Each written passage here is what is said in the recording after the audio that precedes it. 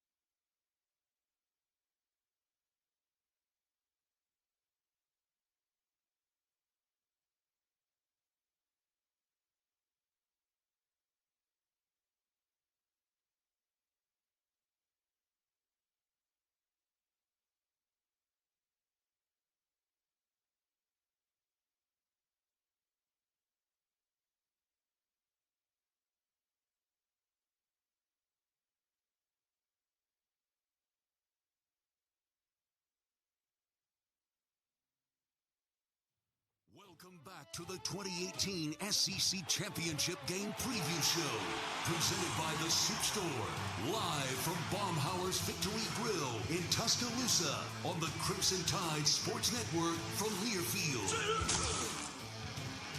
Welcome back, everybody, as we continue from Baumhauer's Victory Grill. Time now for our first guest of the evening. He joins us courtesy of Everwood Treatment Company. Everwood, the official treated lumber of Alabama athletics. Everwood, wood treated right. Antonio Langham joining us. Good evening, sir. How are you? How you doing today? I am well. Great to talk to you. And before we go any further, let me be probably the 1 millionth person to congratulate you on the announcement of your induction into the Alabama Sports Hall of Fame. It is a magnificent honor. Congratulations. Eli, thank you very much. It really is a great honor to have been inducted into the Alabama Sports Hall of Fame. I get to go in with a lot of prestigious men and women that have already been inducted before me, and I'm going in with a great class in 2019. So it really is a blessing and a great honor to be inducted into the Alabama Sports Hall of Fame. Did you have any idea that this was coming before the guys called you on the phone, or did this catch you out of the clear blue? It really caught me out of the clear blue. There's been talk and conversation about maybe one day we got to get you in, but I never really stressed it or really pushed the issue. It was like, but anything else, when it's your time and it's your time, and then when it was my time to go in, I knew that when it was my time to go in, I would go in when the timing was for me. So I never really pressed the issue, but when they did call me to let me know that I would be going in, it was a great feeling. It's almost like I told them, it was like being drafted all over again. You feel like all the accomplishments that you had in your career have paid off. But first of all, it goes to the fact that I was blessed with a lot of God-given ability, but that's not the reason why I went in. There's a lot of thank yous that will have to go out to a lot of people to help get Antonio Langham to where Antonio Langham is today. And that's going to be the toughest part of the whole thing. When you get to the night of the induction, they're going to hold you to 5 minutes for your speech. So you better either talk real fast or figure out how to get it all into 5 minutes. It'll be a lot of quick thank yous, and to everybody that I forget, it will be don't blame it on me. I apologize. I just didn't have enough time to get to y'all. If I missed anyone, I'm sure they'll understand. That's great. We're visiting with Antonio Langham. He is the first guest this evening on our SEC Championship Game Preview Show. Of course, the coach, Nick Saban, joins us at the top of the hour. Let's go way back. After the SEC Championship Game dream of Roy Kramer finally became a reality, there was the Crimson Tide playing in that very first championship game. Other than, obviously, some magnificent plays on your part, what do you remember about the lead up to that first ever championship game? There was a lot of excitement surrounding the game, but also there was a lot of uncertainty because you've thrown a conference championship game in there, and you pretty much you're trying to test it to see how well it's going to go over. But at this time, Alabama, we're undefeated, and if we're not playing this game, we're automatically in the national championship game. And I love the way Coach Saban summed it up. He said, we are undefeated, and we still haven't won a thing. So there was excitement, there was anxiety, there was anxiousness because we knew we were there, but now we have one more game to play, and we had to reprogram ourselves to understand that we have one more game to play against a great Florida team that was coached by a great coach in Steve Spurrier. I remember Coach Stallings at the time. You're 1,000% correct. We were doing these radio shows, and I remember every week, Bama was 6-0, then 7-0, 8-0, eventually 11-0. And he looked at me and said, well, heck, as he drawls and grumbled, he said, well, heck. He said, we're 11-0, we still ain't won a damn thing, as he put it that night. I'll remember that. That sounded exactly like Coach Saban. Yeah, close enough. So how did he control your emotions? You knew that one game was going to get you to the national title. You had come off the Iron Bowl, which obviously was emotional in its own right. How did he build you up? What were the emotions like getting set for that first game, which was at Legion Field in Birmingham, which certainly didn't hurt Alabama any because it was a quasi-home stadium. How did the coach get you ready emotionally? Look, one thing that Coach Saban had was a great coaching staff around him, and that coaching staff that he had with Brother Oliver and Dubose, and Coach Fuller and Kersey and McCormick, and a lot of other coaches that were on that staff, they helped figure out how to calm us down and get us to refocus and understand that we still have to come out and play Alabama football. So as practice we started, we were focused and we understood that, hey, we still have a game to play. And if we go out and we play our football, our brand of football, then we could be victorious and then head on to New Orleans for the national championship. But our coaching staff and Coach Saban, they did a tremendous job of keeping us focused on the job at hand. I love the way he always put everything. It's here, it's the next game, and we have to play it. So we had a great group that understood everything. We were always on the same page. So we, as a unit, as a team, we got together with the captains, and they did a great job of leading our football team, the captains did. Yeah, I can still remember and see it very clearly.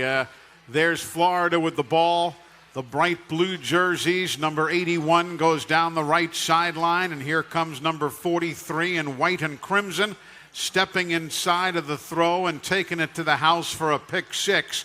I dare say a day doesn't go by when someone doesn't remind you of that play. Isn't that the case?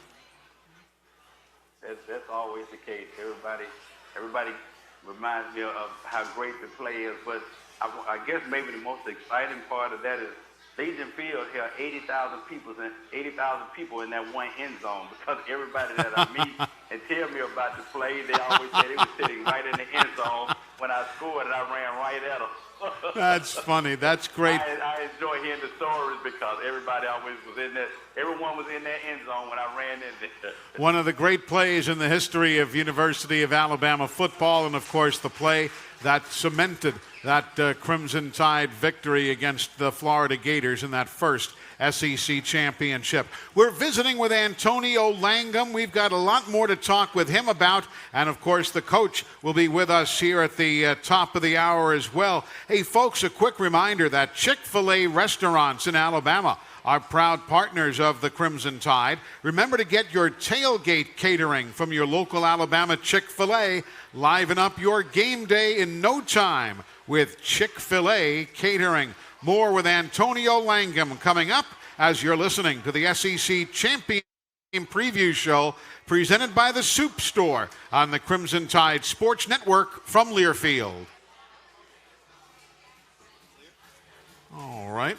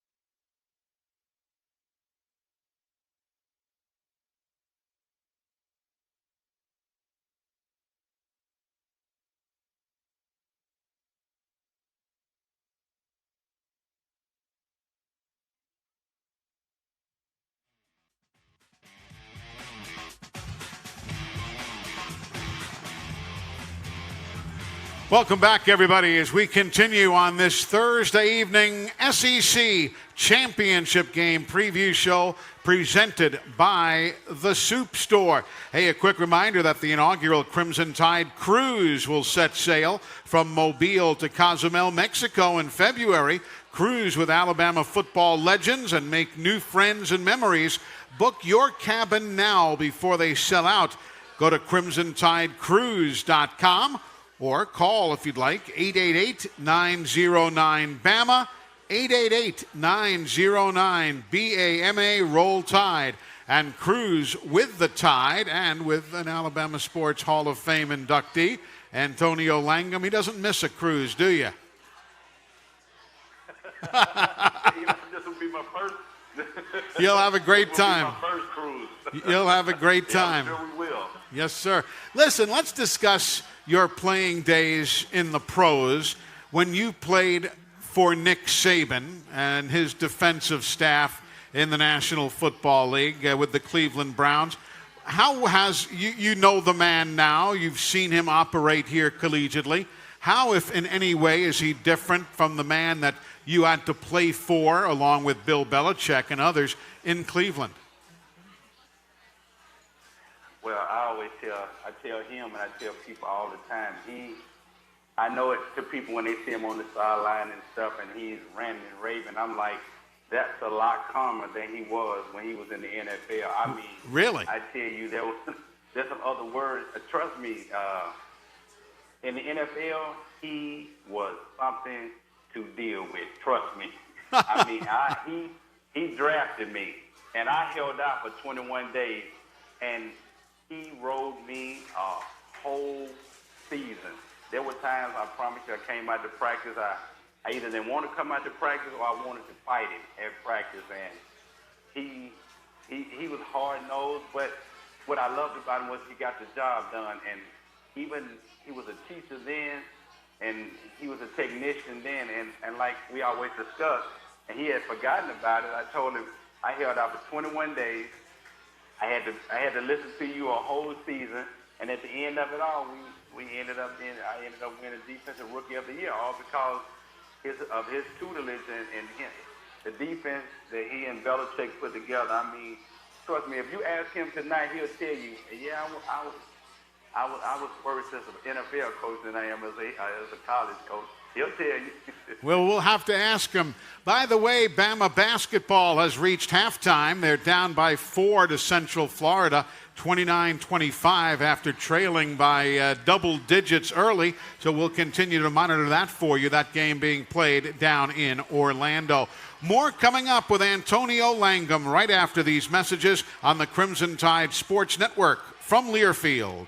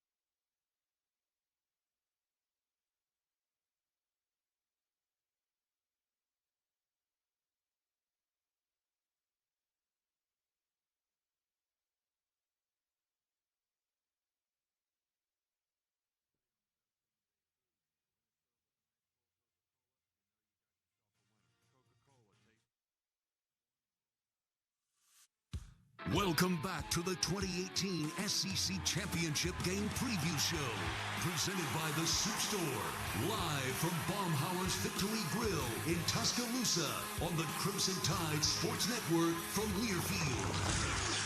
Welcome back, everybody. The performance of the week is presented by Cooper Tire. Visit coopertire.com to find your local Cooper Tire dealer.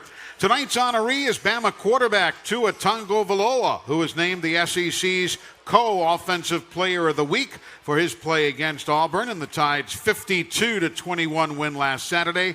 Tua accounted for 350 yards of total offense against Auburn's 10th-ranked defense. Tua also recorded a single-game school record 6 touchdowns, tying the Alabama all-time mark for passing scores with 5, while adding 1 more touchdown on the ground. Tua was also named a finalist for the Walter Camp Player of the Year Award, and today was announced as a finalist for the Manning Award that goes to the National Quarterback of the Year. So quite a week, and that is your Cooper Tire Performance of the Week. Visit coopertire.com to find your local Cooper Tire dealer. Count on Cooper, an American company since 1914. Antonio Langham, it's been a pleasure having you on tonight, reminiscing, talking about your time with Coach Saban in Cleveland. And, of course, congratulations to you on the announcement of your induction into the Alabama Sports Hall of Fame. A wonderful honor. And, again, we congratulate you. Thanks for being on the show. Thanks for having me. And to everybody that Roll Tide. I heard you, and we echo all of that, and we'll hopefully see you this weekend in Atlanta. That is Antonio Langham. Coming up next from CBS 42 Sports in Birmingham, our special media guest, Chris Brees, following these messages on the Crimson Tide Sports Network from Learfield.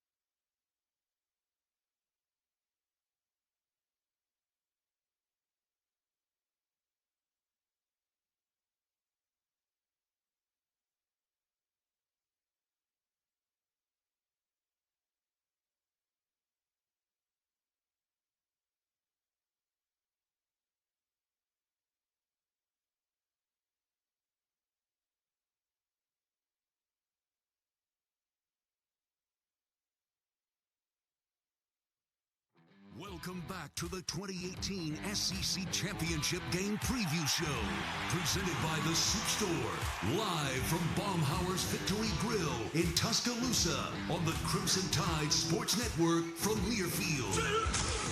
Before we go any farther, let's pause 10 seconds for station identification. This is the Crimson Tide Sports Network.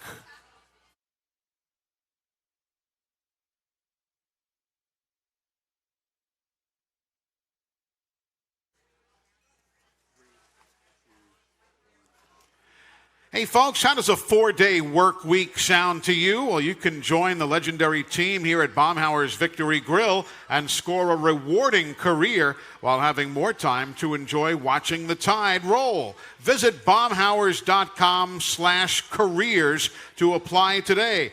Baumhauer's Victory Grill, legendary fun, legendary food, and a quick welcome to Chris Brees from CBS 42 Sports in Birmingham. Great to have you with us tonight. Really How you doing? glad you guys brought me on. I appreciate it. And, it's a pleasure. Looking forward to tomorrow's game. We're heading over there ourselves. Got a special Friday at 6:30 on CBS 42, and of course our all-day coverage on college football Saturday. It's going to be quite the weekend, and I dare say we'll all see some great coverage from you and from so many of the media outlets in our area. You stick around. You'll be asking the coach questions. We'll be taking phone calls. Again, if you'd like to join us, 877-202-BAMA. That's 877-202-BAMA, the Academy Sports and Outdoors Hotline, if you'd like to be part of the program. We are coming right back. You're listening to the SEC Championship Game Preview Show presented by the Supe Store on the Crimson Tide Sports Network from Learfield.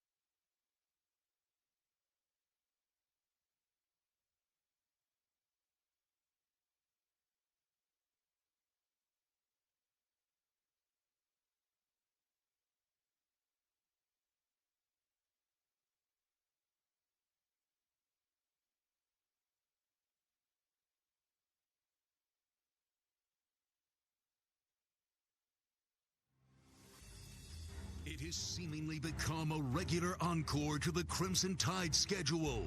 A tough regular season followed by a visit to the SEC Championship game. Again this season for the 12th time in 27 years. The Tide has qualified for the SEC title game and will square off against the Georgia Bulldogs, the team that they defeated in thrilling overtime fashion for last year's national championship.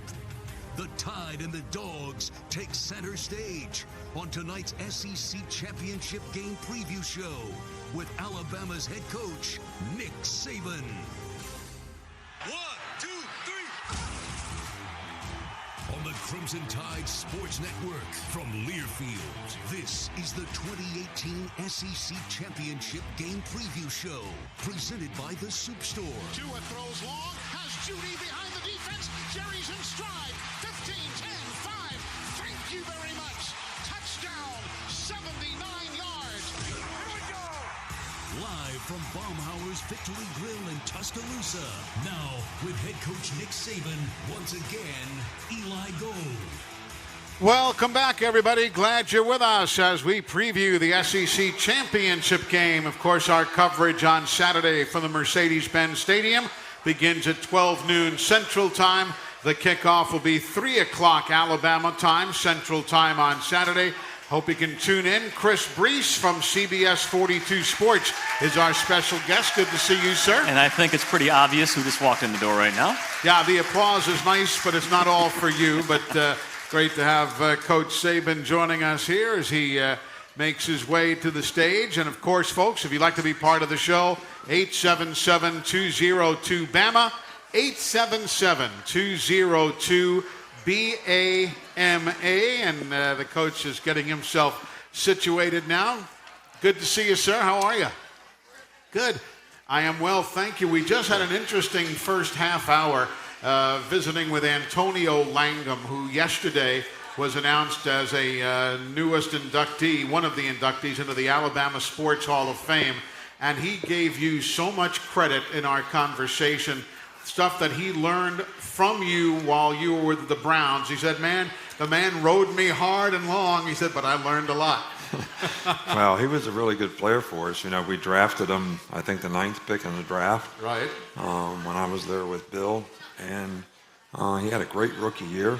We actually had the best defense in the NFL that year, 1994. And he was a starter and did a really, really good job. I mean, really did a good job. And, you know, I've always been proud of him. Yeah. I know he tells some stories. I hope he didn't tell some of the stories. No, he told us about how he held out that first time. And he said, well, when I finally showed up, he said, the coach just rode me hard all season, but goodness, he made me a far better player. He was straight up about it. Well, that's good to know, because I know he's got some stories that I'm glad he didn't share. I hear you. You know Chris Brees from CBS 42 in Birmingham. Yep. Chris, why don't you jump in with the first question for the coach? Yeah, Coach, I know yesterday you talked to us a lot about players and mental fatigue and 14 weeks into a year. I know every team has that. They're beat up physically and mentally. I'm curious, is there something coaching and tangible-wise that you can get your guys prepared to be mentally not fatigued? It doesn't seem like a coachable measure. How do you do that? Well, I do believe that people get tired physically, but I also think that people can get tired mentally. And maybe all of you or some of you have experienced that at some point in time when you work a long, long time or you do something for a long, long time. It gets to the point where you have a lot of trouble staying focused. But, you know, what we try to do with our players is get them to understand that that's going to happen. And what I say to them is, you know, whatever you look at the longest becomes the strongest. So if you start thinking about how tired you are, if you start thinking about all those things, you know, it really becomes bigger than life. And I actually do think that the last couple games, we've been a little flat in the first half. So, you know, that kind of makes you wonder if the players are not necessarily physically tired, because they came back and played really well in the second half, but maybe went in with not quite the mental intensity and focus that you need to have to go out there and perform, play fast. You know, the other thing is when you get that way, you don't really practice fast. Or if you don't practice fast, you don't react fast in the game. So I'd rather practice less reps in practice and do it fast and do it the right way, so that those habits and that sort of quickness sort of carries over in the game. So I think it's there. I think you try to manage it the best you can. You know, we use a lot of physical catapult system that's like a GPS on you that tells you what your explosive movements are and how many times you can duplicate that. And we have a baseline on every player. Well, if that starts to go down, then we know that player's physically tired. So we need to cut back on reps or something in practice so that we're keeping guys, you know, playing at the top level physically. So there is some scientific things that you can do physically, but not really mentally. And I think that's just a challenge for everybody to have the right mindset to try to think of things in a positive way. And I think when you think of what you want instead of how you feel, it's a little easier to choose to do the right things. How much have you adjusted over the years when determining what day you're going out there in full pads, what days just in helmets and so on? Have you changed how you look at things over the years? Yeah, I don't think there's any question that there was a time when I thought you had to do this much work every week to be ready for a game. And I think as the years have gone on, I've learned that sometimes less is more. Gotcha. Especially when you reach a certain time in the season. So we do try to cut back a little bit. We give players a couple days off, on occasion, where we have 2 days off. We don't practice on Monday. We don't practice on Sunday. We don't practice on Monday.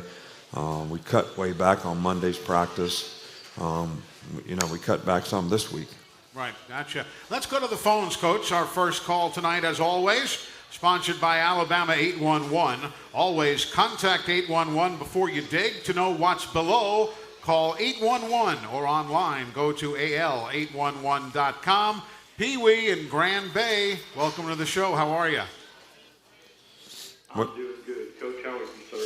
Doing good, Pee Wee. How about you? I'm doing great, Coach. Good. I got two things tonight. Number one, I just want to ask about Deontay Brown. Noticed that he got back in the game. Just curious how he did and if he'd be able to play maybe a little bit more. I'm not really sure how much he played last week. Just some updates on him. And then secondly, I read an outstanding article this week about Josh Jacobs and all the adversary, adversity that he came through coming up and coming into class and into college. And I would, if you could just talk about him a little bit and how he has progressed from what he got here to being a very integral part of our offense this year. Right. Well, first off, Deontay Brown was back in the lineup. He did play well. He's really played well for us since he became a starter several weeks ago, and then he hurt his toe and he missed a while. But he's come back and done a very good job. So, Deontay has got a very natural power base, and that's the kind of guys you really like playing guard. Kind of a low center of gravity. If you're going to put it in automotive terms, you would say he plays in bulldog low. I mean, he's got power, and it may not be the most fastest thing that you've ever seen, but it gets there. It gets there, and it gets a lot of movement, and he road grates people in the process. So he's done really well for us, and he's very athletic. He's got good feet, and he can pass pro. So he's really developed nicely for us. Josh Jacobs is. I didn't read the article. I know some of the things that you might be talking about. But this guy is one of the finest people, hardest workers. And, some guys, they don't really want to do all the jobs. They want to carry the ball, how many carries I get, how many yards I gain, how many touchdowns I score. This guy is probably the best special teams player, on our team. And, goes hard every play in practice. We're covering kickoffs. He's never begging out. He's always the first one down. Kickoff return, he's a great returner. Just anything that he can do to help the team. Never complains about how many carries he got, how many passes he caught, how many plays did he play. When you say you're in, he's like excited and big eyes to, get in there. And you just love to have guys like that on your team. And I think that, maybe some of these things that he had to go through, some of the adversity that he had to go through to overcome, sometimes those things sort of help you develop those kind of characteristics, in your personality. So, he's a great person, and, man, he's been a real productive player on our team. And as I like to say, I just love watching him. The guy can make chicken salad out of chicken droppings sometimes. I mean, you think he's caught behind the line of scrimmage. Next thing you know, he's got a 6 or 8 yard gainer. So he's a lot of fun to watch. Right. Well, you heard a couple of folks applaud in the background before. Bama's basketball team has just taken the lead over Central Florida. They were trailing by double figures early and have now battled back to take the lead in Orlando. They're early in the second half. Coach, we have a visitor with us right here at the restaurant. Ma'am, good evening. Hey, Nick. So when you're looking at the films and the videos of the other teams, do you tend to look more at the people that have struggled or the people that are doing well, the players that are doing well? On the other team? Well, I think both. I think that, technically you're trying to identify player strengths, whether it's a defensive lineman that you have to block as an offensive lineman, whether it's a wide receiver that you have to cover as a defensive back. You technically, and, we have guys that actually look at, what kind of receiver is this guy? What kind of pass rusher is this guy? So you do those individual things, but then there's a more technical, big picture of what is their offense, what are their personnel groups, what are their formations, what do they do on defense, what are their fronts, what are their blitzes, what kind of pressures do they run on rundowns. So there is not one thing that you look at, but if you do find a weakness, you certainly want to look at trying to exploit it. You also do self-scout on your own self to find out if, you're really kind of showing a weakness in some area that you may need to do something about, whether it's from a personnel standpoint or from a technical standpoint, which means your scheme. So all those things are important. And then you try to match up what you can do versus what they do so that your players have the best chance to be successful, in that situation when it comes up. And the multiples that people have now on offense are like astronomical compared to 20 years ago. I mean, to have 168 pages of different formations is like normal. I mean, it's unbelievable, all the different things that people do on offense now. And it's really good, and it makes the game more exciting. But it also makes it hard for defensive coaches to, try to get everybody in the right place all the time, too.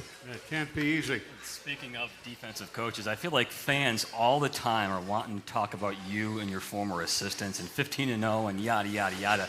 A lot of them always say, oh, well, we have a former assistant who's playing against Alabama. He must know all our plays and our schemes. And I know it's not that simple, obviously, but what would you say to those people who say they're worried about Kirby Smart 9 years knowing the tendencies at Alabama? Well, I think there's some truth to that. I mean, he definitely knows what we do here, but he's doing a lot of that same stuff there. So, we know some of it too. But I think everybody you never know what you're going to do on that particular play. So even if you know the system and you have the playbook, you don't know what part of that's going to come out on that particular play. But, that stuff about beating assistants, I think that's really, really overrated. I think we have an established program here. A lot of those assistants that have gone on to get head coaching jobs, they help build this program to be what it is. Their hard work, recruiting, developing players, helping build the systems that, have helped us be successful here. So we have an established program. And most of those guys, when they got jobs, they had to go try to reestablish the program that they went to. So we haven't always played on a level playing field. Now, I think Georgia, I think they won like 10 games when Kirby went there. So he made them better. He's made them a lot better. He's recruited really well. He's coached them really well. They're really sound in what they do. They present a lot of problems to you on offense. So they've done a really good job of making it even better. So now they're like a national power. So, but most of the other guys that are assistants that we play, they're taking over programs that were not successful, and they are trying to build them up. So it's not really a level playing field. And, our players are better than their players. And I'm not saying that arrogantly. It's just that we have an established program. So it's not about the coaching. I think it's more about the players that you have to coach and how you've been able to develop, sort of the consistency and performance on your team. We're going to come right back, Coach. We're going to take a little break right here and then return with more as we spend this evening on the SEC Championship Game Preview Show presented by the Supe Store here on the Crimson Tide Sports Network from Learfield.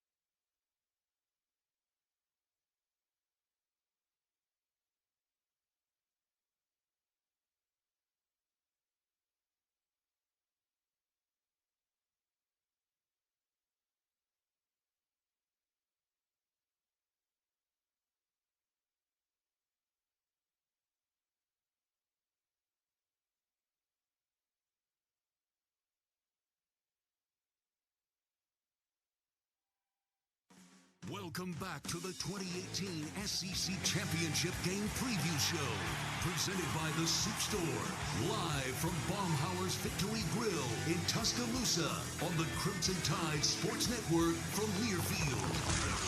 Second down and a couple. Tua on the left side goes to Jerry Jeudy, has separation, makes the grab, he's walking in.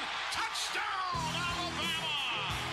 47 yards. He got separation from Jamel Dean at about the 8-yard line, and Tua hit him with a beautiful pass for an Alabama touchdown.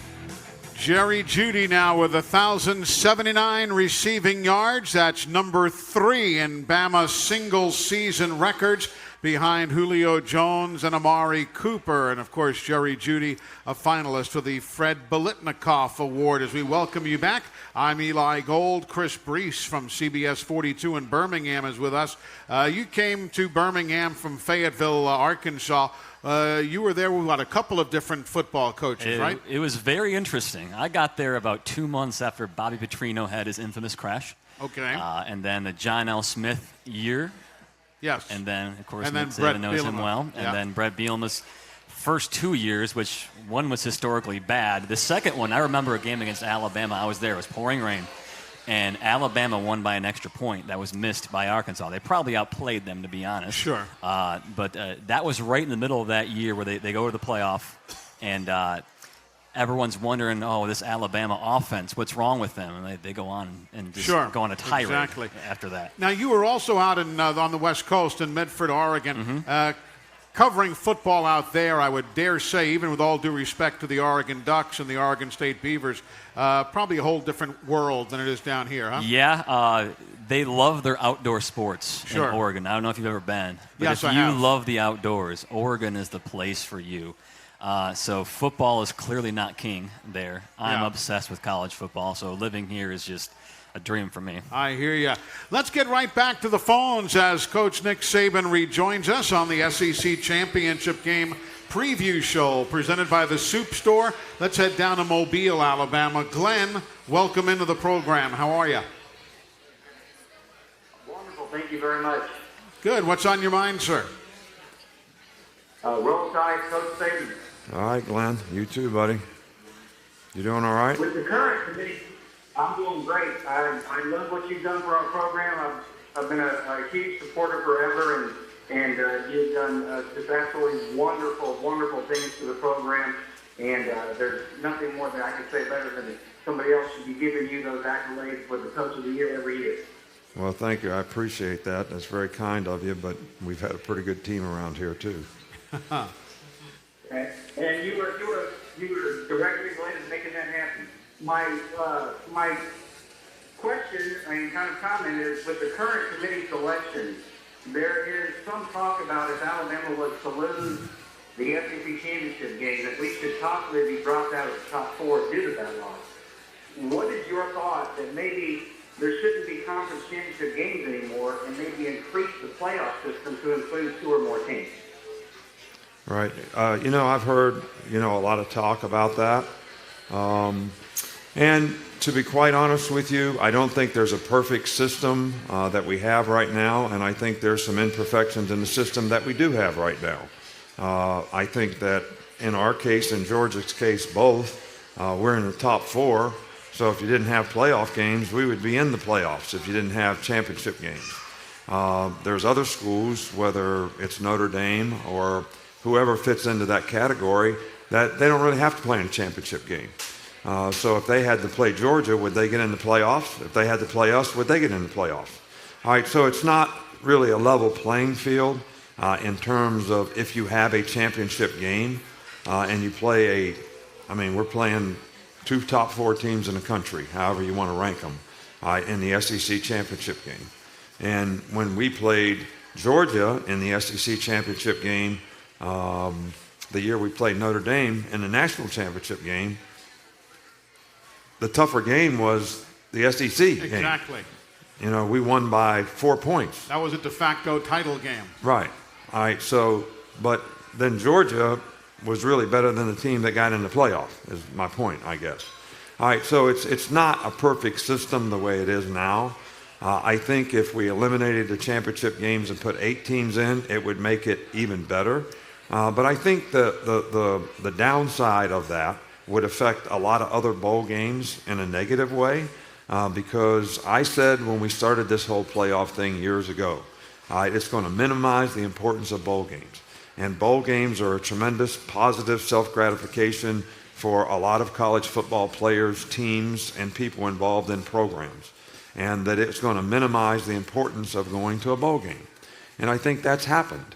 And that was a unique thing about college football that we don't really have anymore. And I think the bigger you make the playoff, the less important the bowl games are going to be. We've had players that choose not to play in a bowl game now. So the whole system, I think probably needs to be evaluated to figure out, what really might be the best way, not just for the playoffs, but for the whole college football, deal. Every team, everyone. Is it just about the playoffs? If it's that, we ought to just put 16 teams in the playoff, not have any bowl games. Yeah. Just keep playing games like they do in Division II and all that.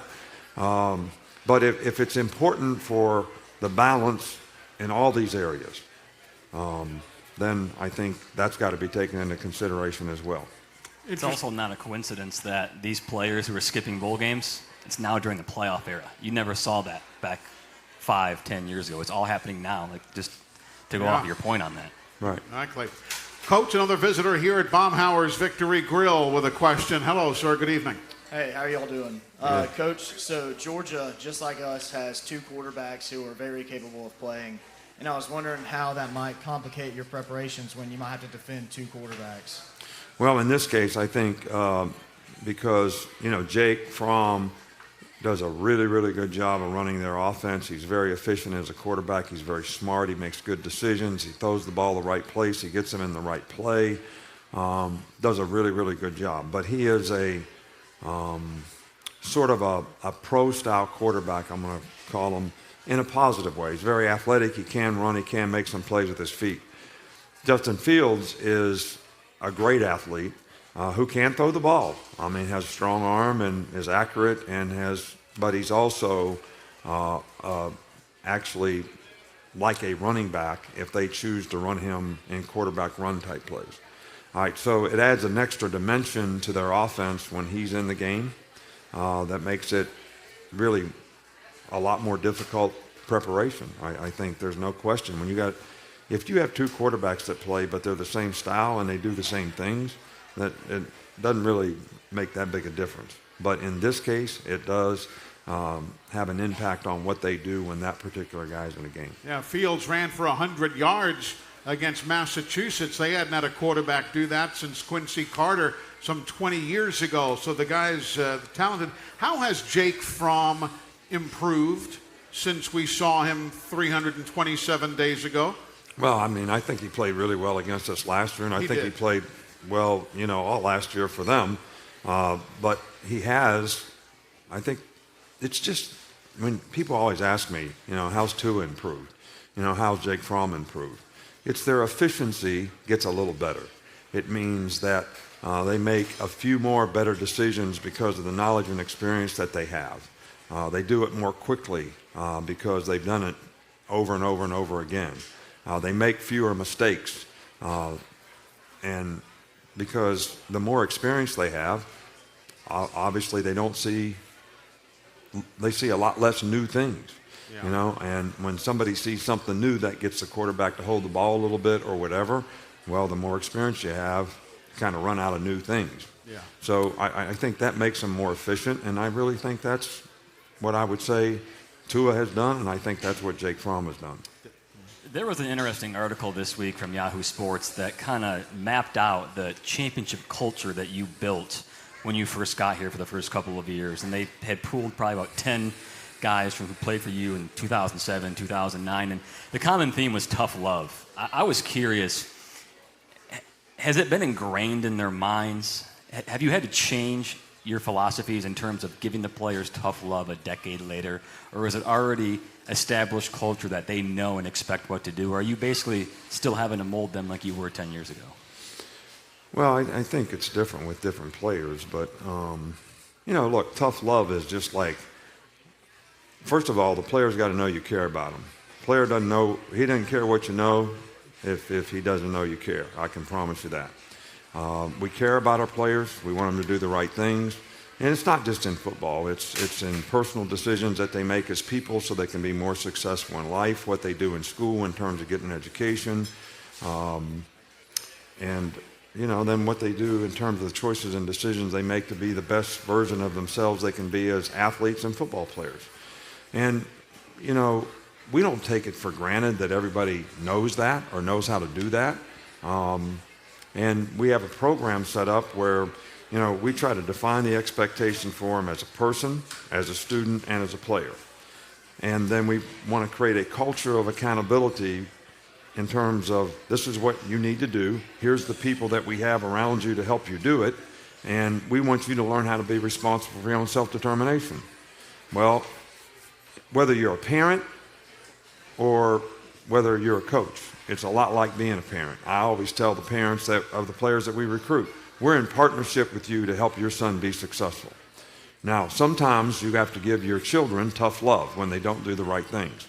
All right, sometimes you have to give them, that doesn't mean I'm not mad at them. I just confront and demand that you do the right thing. So I think that every player on our team should have that expectation for his coach. I tell our coaches all the time, if you let guys do the wrong thing, if you're not coaching it, you're letting it happen. What's worse, letting the wrong thing happen or coaching a guy to do the right thing? And what benefits him the most? And, I tell players all the time when this tough love thing comes up that I seldom ever get on a player where I can't identify how that's going to affect him personally and help him be personally better in the future. It's not about me. Not about me. I'm not getting on you to do the right thing because of me. I'm getting on you to do the right thing because of you, what you want to do, what you want to accomplish. You say you want to graduate from college? Well, don't tell me you're not going to go to class. Yeah. It doesn't fit. Don't tell me you want to play in the NFL and you don't feel like practicing today. I mean, how's that benefit you getting where? And if I let you do it, is that good? Fault. Yeah. Is that good that I let them do it? No. Or is it good that I say, get your ass out there and do what you're supposed to do? Is that the part? That's the tough love part. Yeah. You make somebody do something they don't feel like doing, but it's in their benefit and their best interest to do it that way. What? It's a very good point. That's why they're champions. Is that the part of this business that you really, in addition to winning games, is that the part of the business that you really do love? Taking these pieces of raw clay, if you will, and molding them into productive people? It seems as though every time you talk about that, you do get emotional. It seems like that's really at the heart of what you do in addition to winning games. Well, I think that's why we win games. Okay. I really do. I mean, if the people that play on your team don't have the right mindset, the right focus, the right discipline, don't think about the right things. All right, and this is a result-oriented world. All right, so everybody out there is thinking about winning the game Saturday. But that's not what we need to think about. We need to think about what do we have to do to win the game. What do you have to do? What do you have to focus on? You have to focus on what's right in front of you. What's right in front of you?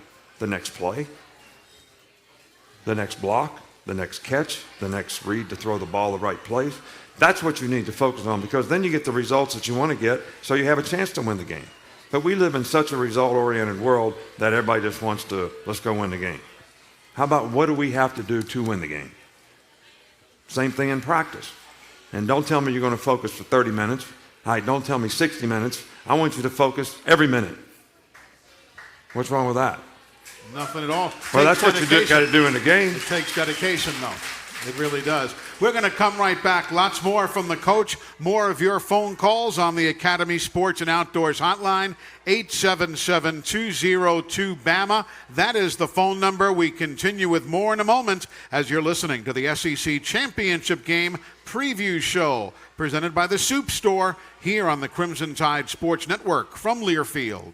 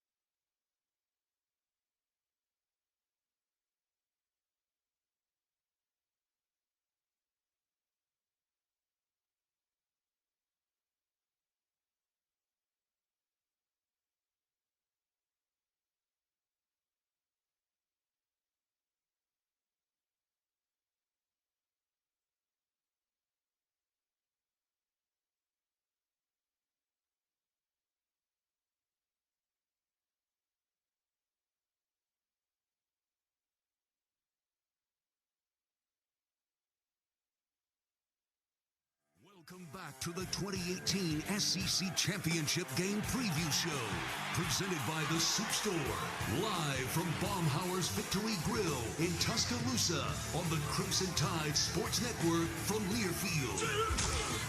Tua fakes the give, looks and finds a man loose and across the middle. Jacobs makes the grab at the 10, breaks the tackle to the 5. He is in. Touchdown, Alabama. Thank you very much. 33 yards of beauty to Josh Jacobs from Tua Tagovailoa. The man we were speaking of a short while ago, now averaging 11.4 yards per reception. Josh is, that of course the 33-yarder he had the other day against the Auburn Tigers. As we welcome you back to Baumhauer's Victory Grill here in Tuscaloosa, the SEC Championship Game Preview Show presented by the Supe Store. And don't forget, folks, wherever Bama goes in the postseason, we will be there with them, of course, on the network. We'll also have talk shows coming up 2 days prior to the ball game. So wherever the Tide goes, whatever the postseason fates and fortunes are, we'll be there with you. And, of course, those talk shows coming up, again, 2 days prior to kickoff, all right here on the Crimson Tide Sports Network. Coach taking pictures, holding babies, doing the whole deal here as he has a big smile on his face. And I'll tell you, we have a great time here at this show all the time. And Coach, seeing the fans come out and with the families, with the future Crimson Tide stars, it's really very nice. The people who just support this program, doesn't matter how old they are, they're here and they're happy to participate. Well, we have so many wonderful people who support the program in so many ways, and I can't tell you how much we appreciate that. We could never have the program that we have because, A, you create a spirit that's unique, I think, in college football. But number two, if people didn't support the program the way they do, we could never have the facilities that we have. We could never provide, all the things that we provide for our players in personal development, academic support, nutrition, medical staff, staff that we have that coaches the players, all the things that help us, sort of keep at a high level, that helps our players develop. We could never do that if we didn't have a lot of people who supported the program. Exactly right, exactly. Let's go back to the phones. Ryan in Pittsburgh with a question for us. Hello, Ryan. Welcome in. Hey, Coach. Hey, Hey Good, there. Ryan. How are you? thank you. With NCAA, that ever pile on cams and tablets, so when they review the calls, it make it a little easier. Would you repeat that question, Ryan? We had a little trouble hearing you, sir. I was just wondering if you think in NCAA if they'd ever get pile-on cams and tablets. Oh, pylon cams and everything like they have in the NFL to make the replay calls a little easier. Right. Well, I think that we'll continue to make investment in anything that, can help in terms of making the game fair and getting it right. I think, officiating and being an official is, a very difficult task. And I think that I've been doing this for a long time now, and I remember the days when we didn't have instant replay, and you couldn't review plays. Just look at the impact of the technology that we have now and how it's helped people get it right. And I know that sometimes we even disagree with the overturns or whatever happens on the replays. But I do think it's 100 times better than it used to be. And I think that we'll continue to try to make progress, from a technological standpoint that'll even make more improvement. I think the big thing is these things cost money. All colleges can't afford it. That's a little bit of the issue, but I think most Power 5 conferences can afford it. Definitely. This season, our TV station has one of your former players, Mike Johnson, as our weekly analyst on Saturdays. He's doing an awesome job. He's got a great future ahead of him. This is coming from Mike. It was the first day you two ever had a one-on-one conversation, and you may or may not remember this. His mom had been asking him, you had been there for like 2 weeks, how's Coach Saban? Well, Mom, I don't know. He's out recruiting. She called him one day and said, hey, I'm in Tuscaloosa. I called Saban's secretary. I'm having a meeting with him. And he was freaking out. Like, oh, my gosh, what's my mom going to do? He was obsessed over it all day, went to training, workouts later in the day, was avoiding you like the plague. And you walked up to him and go, 78, met your mom today. And he goes, oh gosh, coach, I'm so sorry. My mom's crazy. And you said something along the lines of, hey, we all have mothers. Mine would do the exact same thing. So that makes me wonder, you have 120-some players on your team. I'm sure every parent's different in terms of how much they want to contact you. You have a very busy schedule. How do you find the time, and what's the protocol with players' parents who just want to know that you're invested and they want to hear from you? Like, how do you go about that on a busy day? Well, I want you to know, since we're talking about Mike Johnson's mother, my mother's here. Yes. All right, and I will say this. Mary, wave to everybody.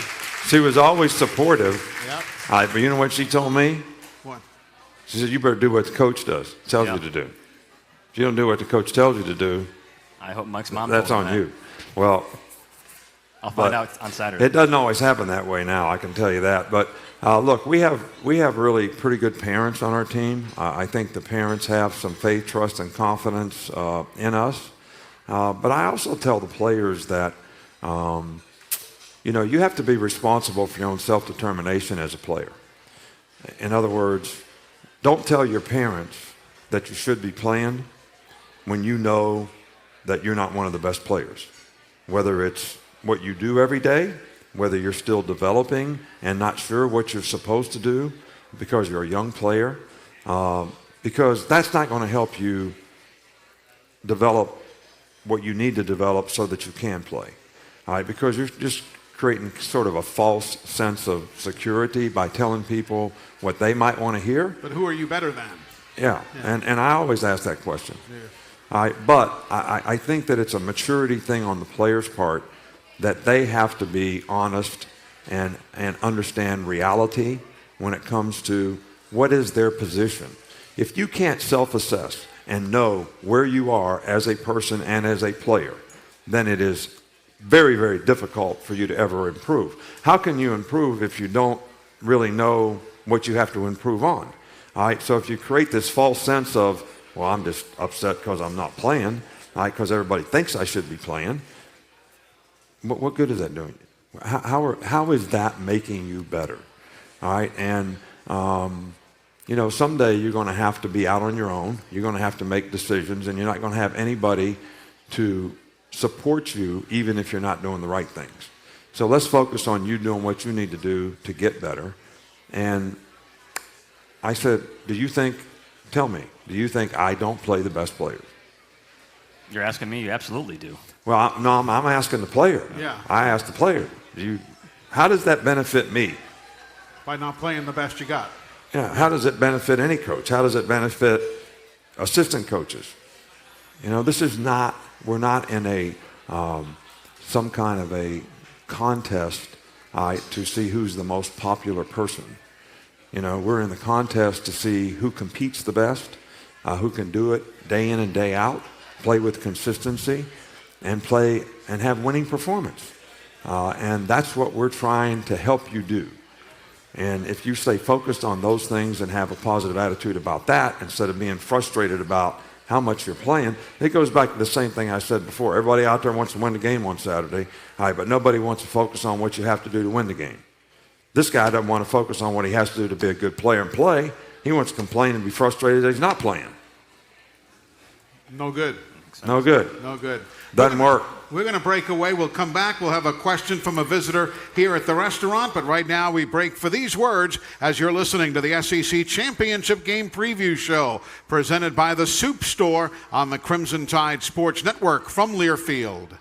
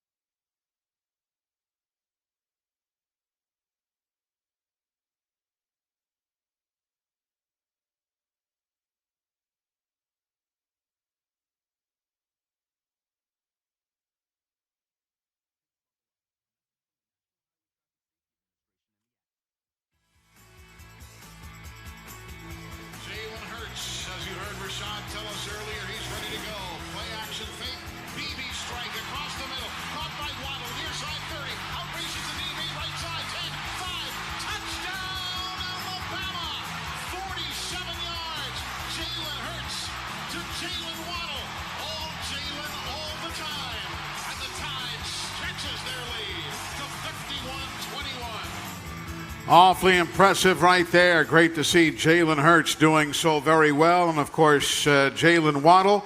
That's a Houston, Texas combination as those two gentlemen hook up time and time again as we welcome you back in. It's the SEC Championship Game Preview Show. We're presented tonight by the Supe Store, live here at Baumhauer's Victory Grill. Again, coming up Saturday, our coverage begins at noon Central.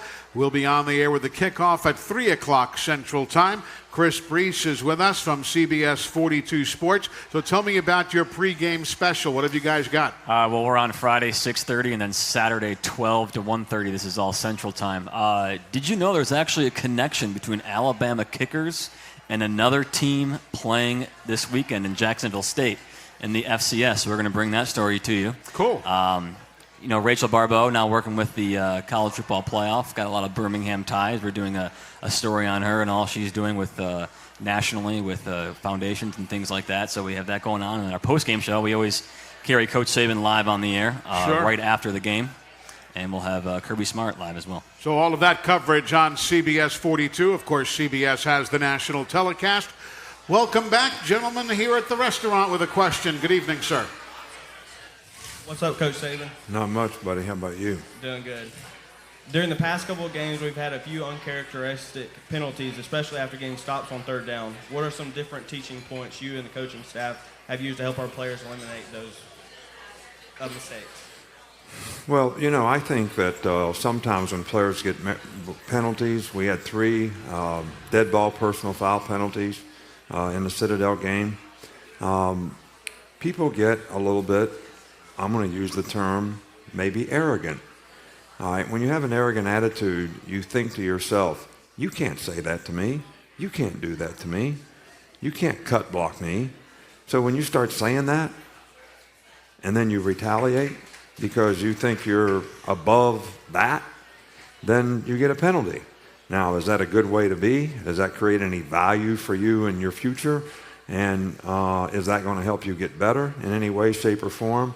I think absolutely not. So we had some teaching moments around some of those penalties. And I think that there are emotional decisions that players make that can really hurt them and hurt the team, especially in tight games. Thank you so much for joining us here this evening. Coach, the clock on the wall says it is time for your final word tonight, presented each week by Mercedes-Benz. Mercedes-Benz, the best or nothing.